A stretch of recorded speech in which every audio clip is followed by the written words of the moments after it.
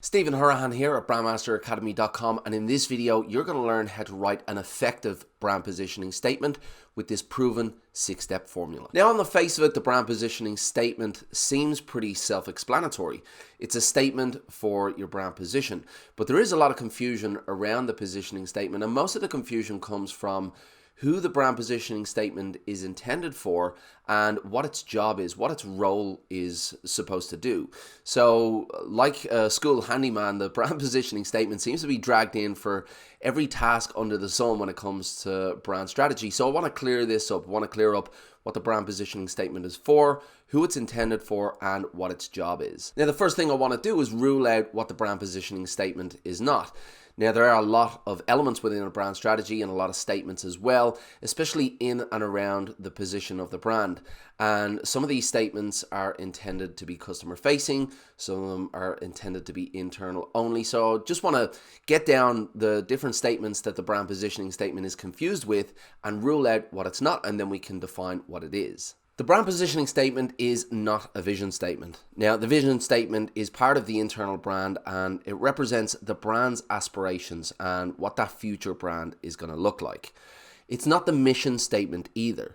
That's also part of the internal brand and it represents the commitments of the brand, what the brand is committed to long term. It's not a tagline. This is the customer facing distilled message which encapsulates what the differentiator is, what that difference the brand is going to make in the market to their audience. It's not the USP or the unique selling proposition.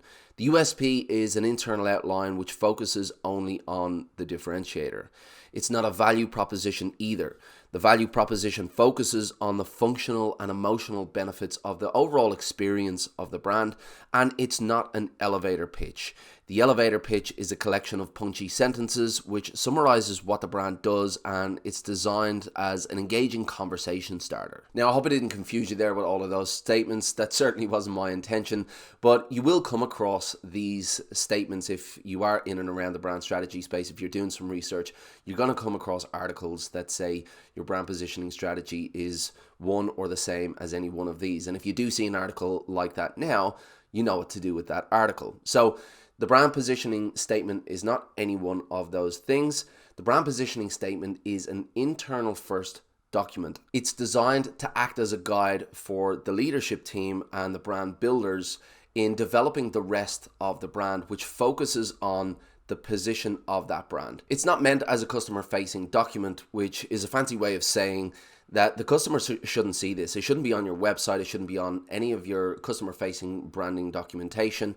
This is designed as an internal only document, and it's designed to guide the decisions and the actions of the brand leadership team in and around the brand strategy and the communication strategy so that they go after the position that they've defined within the brand positioning statement that they want to own in the mind of their audience. So that's the role of the brand positioning statement. It's to guide the decisions and the actions of the leadership team in the development of the overall brand and its communication strategy. There are a few key elements defined within the brand positioning strategy, and they all come together within the brand positioning statement, and they include who it helps, what it helps with, the outcome or the experience, the competitive alternative, and the point of difference. Now, I've touched on this briefly, but I just want to make it crystal clear.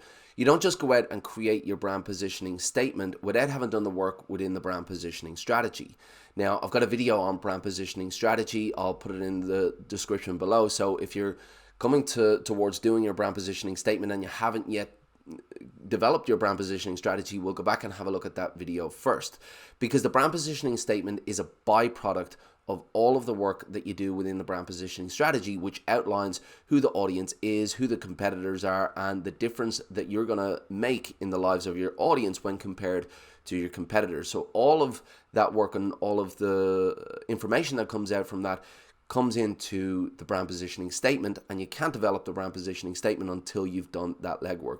The statement is a byproduct of all of that work, so make sure you do that first. Now, as I said, the end goal of the brand positioning statement is to gather all of that critical information from the brand positioning strategy and then formulate it in an easy to understand statement so that the brand leadership team can see clearly what their position is in the market at all times and make decisions based on that information. Make decisions about the overall brand strategy, about the communication strategy, because they can see clearly from the brand positioning statement all of the elements that they've taken from the brand positioning strategy and what the position is that they're trying to own. So that's what the brand positioning statement structure does. It takes that information from the brand positioning strategy and structures it in a way that's easy to understand for the brand leadership team. And this is what that structure looks like. We help audience. So we're outlining here who we help and defining who the audience is. Who, challenge or pain point. So we're talking about our audience and the challenges and the pain points that they're going through. To achieve or experience, key benefit. So we're outlining here what we want our audience to achieve, what we want them to experience through the key benefit that we offer. Unlike competitive alternative, so we're defining who our competition is and what they're offering to our audience and why we're different. Our solution, unique point of difference. And this is where we outline what that difference is in comparison to our competitors. Now, to write an effective brand positioning statement does take a little bit of finesse, but this is something that you'll get better at over time. The more positioning statements you write, the better you become at them. Just like anything, the more experience you get, the more efficient you become, the more streamlined the work becomes. But if you follow the framework just outlined and you follow the 6-step process that I'm going to outline for you right now, then you'll be well on your way to developing an effective brand positioning statement. Step number 1, define the position of your brand. Now, although this work happens before the brand positioning statement is written, the statement shouldn't be written without doing this work. So you can't actually go ahead and do your statement without first defining your brand positioning strategy. So you want to first understand who your audience is and what they want. Second, understand your competitors and what they do. And third, identify the gaps and create a unique differentiator. Step number 2, you want to reference your internal brand to make sure that it's aligned. So before you write your brand positioning strategy, it is important to ensure that it's written with the internal brand top of mind. Now, this is the foundation of who the brand is, so it should be represented where possible to ensure that the brand is aligned. Number 3, list each brand positioning statement element. So before you begin writing, list out each one of the brand positioning statement elements, which are the audience, the challenge or the pain point, the key benefit, the competitive alternative, and the unique point of difference. So each of these elements is related to the next, and they need to be closely aligned as they're written to ensure that they integrate well into an overall statement. Number 4, focus on your audience's understanding. Now, although the brand positioning statement is an internal document and it shouldn't be displayed to the customer, it is important that it's written with the customer as its focus. And the reason for this is to ensure that it's not written with any kind of industry jargon or required industry knowledge in order to understand it. So just remember that this acts as a guide for the development and the management of the rest of the brand, which includes the communication strategy. So the simpler it is, the clearer the subsequent communication is going to be. Number 5, write a concise statement defining each element. So each of the brand positioning statement elements should be defined into a concise and easy to understand sentence, which leaves no room for misinterpretation. If you have a professional copywriter at your disposal, then definitely recommend using them. But if you don't, then heavily scrutinize whether or not each and every word is absolutely necessary. And if it's not, then drop it. Number 6, integrate your sentences with the brand positioning statement formula. Once your individual elements are all defined into sentences, then it's time to bring them all together into a clear statement using the brand positioning statement formula. And it should look something like this. We help audience who challenge pain point to achieve or experience key benefit. Unlike competitive alternative, our solution or we unique point of difference. Now, the statement can be amalgamated into a paragraph of sentences, but when you're recording this in your brand guidelines or any other kind of documentation, you're going to find that brand representatives are far more likely to remember it if you keep this structure as outlined before. Rather than a bulky paragraph, they're much more likely to store the information segmented like this and then be able to recall that easily.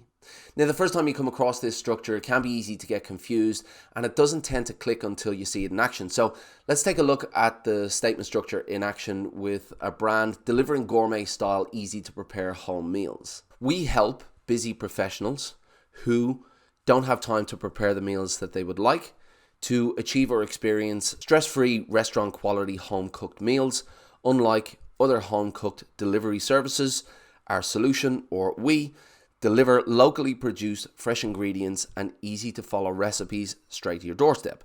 So in a sentence, it's going to look like this. We help busy professionals who don't have the time to prepare the meals they would like to achieve stress-free restaurant-quality home-cooked meals.